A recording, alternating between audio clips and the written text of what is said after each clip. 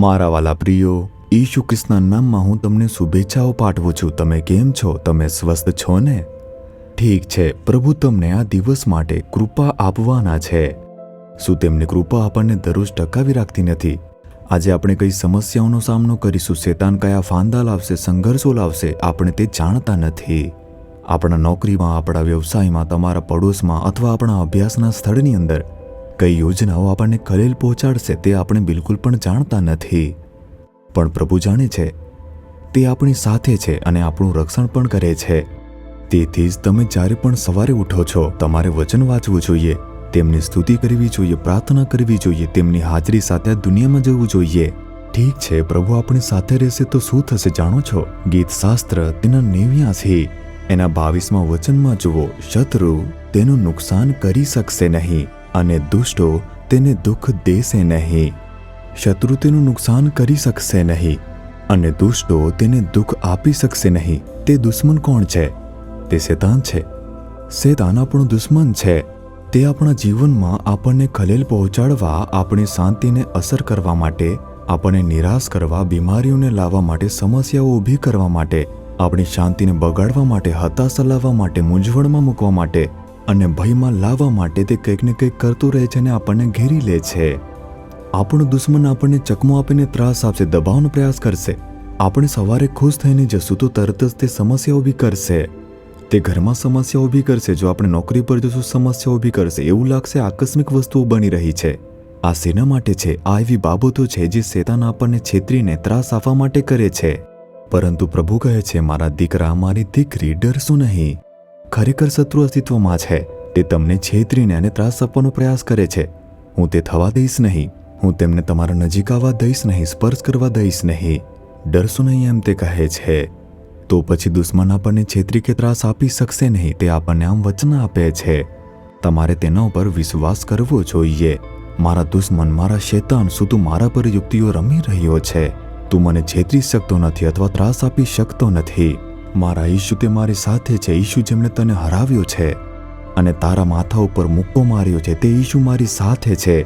હું આ કહીશ અને કહેતો રહીશ કે શેતાન, તું મારું કંઈ કરી શકતો નથી. તું ફક્ત આટલું જ કરી શકે છે, મને ડરાવી શકે છે, નિરાશ કરવાનો પ્રયાસ કરશે. તું કંઈ કરી શકતો નથી. ઈશુ જે મારી સાથે છે મહાન છે. શત્રુ મને હરાવી શકતો નથી. જ્યારે તમે તમારો વિશ્વાસ કબૂલ કરો છો, તમે પ્રભુનો હાથ જે તમારી સાથે છે અને દુશ્મનના કાર્યો જે નાશ થવાના છે તે તમે જોઈ શકો છો. તે દરરોજ પ્રયાસ કરતો રહેશે, પરંતુ દરરોજ તેને હારનો સામનો કરવો પડશે. જો તે હાર્યો હશે તો પણ તેને કોઈ પણ શરમ નથી. તે પાછો પ્રયત્ન કરશે અને આ જીવન છે. તેથી તમે બિલકુલ ડરશો નહીં. પ્રભુ કહે છે, શત્રુ તેને નુકસાન કરી શકે નહીં, દુષ્ટો તેને દુઃખ દેશે નહીં. આ કોના વિશે કહે છે? તે દાઉદ વિશે આ કહે છે. તે દાઉદ વિશે આમ કહેવામાં આવ્યું છે.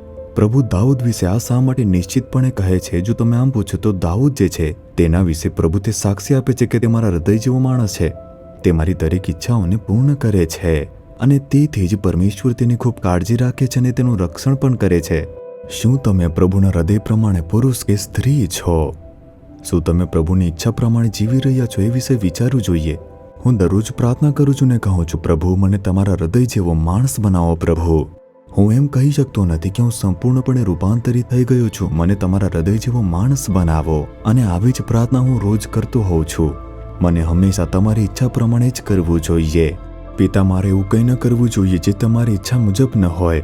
મારે મારા સેવા કાર્યમાં, વ્યક્તિગત બાબતોમાં તમારી ઈચ્છા મુજબ ન હોય એવું કંઈ ન કરવું જોઈએ. મારે કેવળ તમારી ઈચ્છા મુજબ કરવું જોઈએ. હું તેના પર ધ્યાન આપું છું અને પ્રાર્થના કરું છું. અને કારણ કે હું તેના હૃદય જેવો માણસ બનવા ઉપર ધ્યાન આપું છું અને તેના પર કાળજી રાખું છું, શેતાન મને કંઈ કરી શકતો નથી.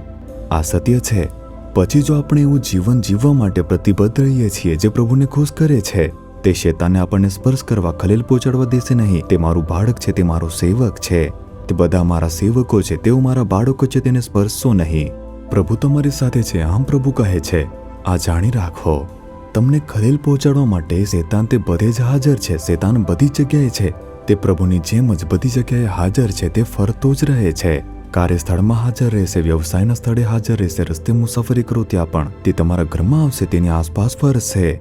તે તમારા ઘરના લોકોને મળીને પરેશાન કરતો રહેશે.